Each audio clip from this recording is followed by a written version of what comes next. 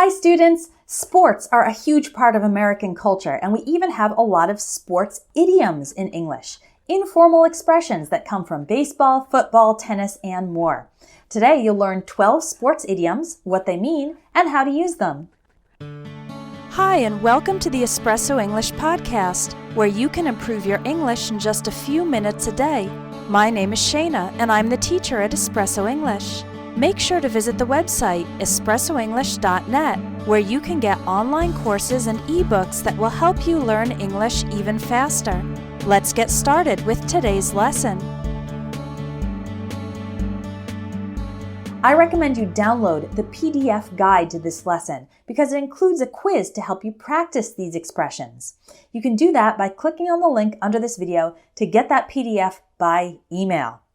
Okay, let's kick off this lesson. Kick off means to start, and it's from soccer since the game starts with the player kicking the ball. That's a little bonus expression for you. From baseball, we have the expression drop the ball. This means to make a mistake, especially when you didn't complete one of your responsibilities. It comes from the fact that in baseball, dropping the ball is an error in the game. For example, I was counting on Pete to finish his part of the project, but he completely dropped the ball. So I was depending on Pete, but he didn't do it. He didn't finish his part. Turning to football, that's American football, not soccer, we have the phrase run interference, meaning to help someone by resolving problems for them. Football players run interference by stopping players from the other team from getting the player with the ball. For example, it's difficult to rent an apartment in Stockholm. It's probably best to have a real estate agent run interference for you. When it comes to basketball, we have the expressions take a shot and give it your best shot. Take a shot means to try something, often something difficult. And to give it your best shot means to try your best. In basketball, as well as soccer and several other sports, a shot is an attempt to put the ball into the basket or into the goal. For example, I can't solve this math problem. Do you want to take a shot at it? I'm not sure if I passed the test, but at least I gave it my best shot. From the sport of sailing, we have the expression show someone the ropes, which means to teach someone how to do something, such as a job or a process. In sailing, it is essential to know how to use the ropes in order to control the boat.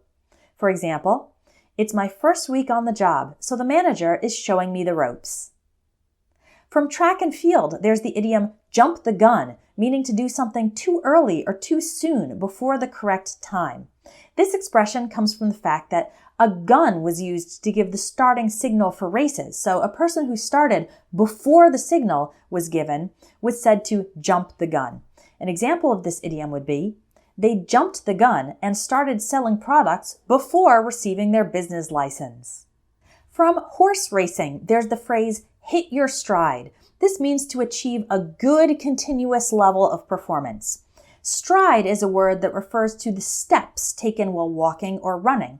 When a horse hits its stride in a race, it maintains a good speed in a comfortable way.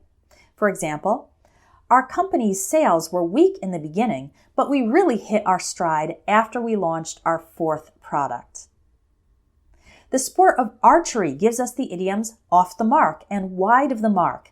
These both mean not accurate and are often used to describe predictions or estimates. In archery, arrows that fall far away from the target are said to be wide of the mark.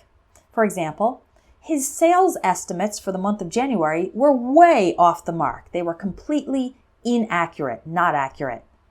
From the sport of hunting, we have the phrase a sitting duck, meaning an easy target for an attack. In hunting, it is very easy to shoot and kill a duck that is sitting because it's not moving or flying. The idiom sitting duck can be used to describe the targets of literal physical attacks, like in a war, or other types of attacks, like verbal or social attacks. So an example from war, the soldiers in the camp were sitting ducks for the enemy's air attack. And an example outside war would be this. Ralph messed up 4 major projects recently, so when it came time to make cuts to the staff, he was a sitting duck, meaning he was an easy target to lose his job. The sport of fishing gives us the idiom can of worms, meaning a difficult, complex, or unpredictable problem, or it could be multiple problems. Wiggly worms are often used as bait to help attract the fish to the hook and catch them. A whole can of worms is pretty messy. So we can say, for example, the political situation in that country is a real can of worms, meaning it's messy and problematic. From the sport of boxing, there's the idiom a 1-2 punch, meaning a combination of two things that are especially powerful or effective. So in boxing, if you hit your opponent twice with one punch and then another, that's a very powerful attack. 1-2 punch is typically used for negative situations, but occasionally it can be positive too. So a positive example would be this. The 1-2 punch of excellent food and top quality drinks make this the best restaurant in town. And a negative example, this is more common, is losing his job and his house in the same month was the 1-2 punch that sent him into depression. From the sport of golf, we have the idiom par for the course, which means something normal and expected. The area where golf is played is called a course, and the term par refers to the average number of tries that are necessary to complete each part of the course. So par for the course means typical, normal, what you would expect in that situation. For example, of course the classes in your master's degree are difficult. That's par for the course. It's an advanced degree, so you would expect that the classes would be difficult. Finally, from the sport of tennis comes the idiom, the ball's in your court. This expression means you have the responsibility for the next action. So the area where tennis is played is called a court, and if the ball is on your side of the court, it means you need to hit it to continue the game. For example, I've offered her $15,000 for her car. The ball's in her court now, meaning she needs to make the decision whether or not she will sell the car for that amount of money. I hope you enjoyed these sports idioms, and now the ball's in your court. Your next action is to download the PDF and try the quiz. Give it your best shot. And if you'd like to continue learning idioms, come join my 300+ idioms course available at espressoenglish.net. If you want more great English lessons, visit espressoenglish.net, where you can sign up by email to receive a free ebook with 500+ real English phrases. You'll also find online courses to help you improve your English fast, even if you don't have much time to study. Keep practicing your English, and I hope you have a wonderful day.